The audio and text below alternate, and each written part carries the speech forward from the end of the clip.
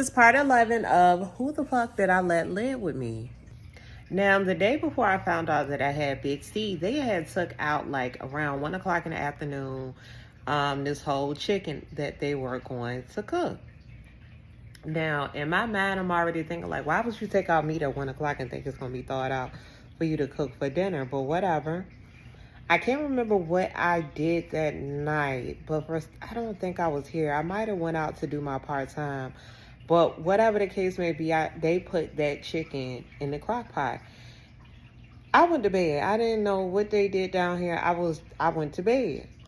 Now, that morning before I went to the doctor, I went down in the kitchen and I noticed that they had cooked rice, but they had dripped rice juice across my counter after I had bleached and cleaned my kitchen down. And also dripped the rice juice over my trash can and put the whole pot with the rice in my refrigerator instead of putting it in Tupperware.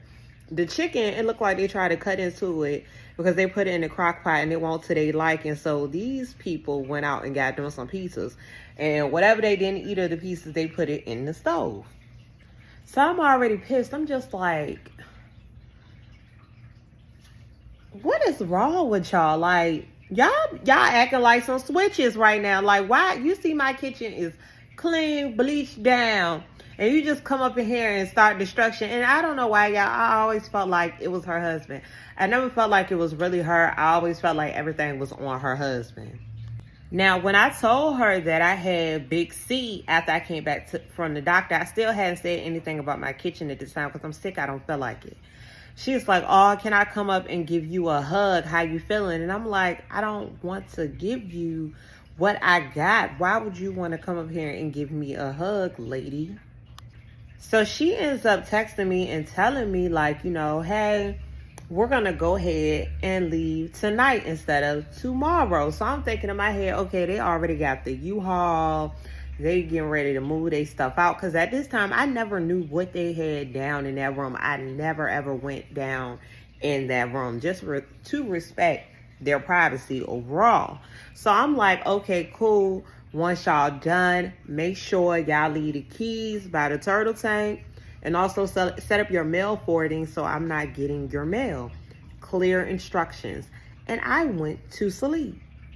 Now, I woke up maybe about 4 or 5, and she was calling me, and she's like, hey, can you come to the door? And I'm like, you know, I'm still naked. I don't have any clothes on.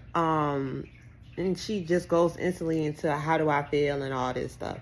And she's like, well, we locked ourselves out. And I'm thinking to myself, locked yourselves out? Like, why y'all don't have a key? Like, I'm sure y'all ain't moved y'all stuff out already.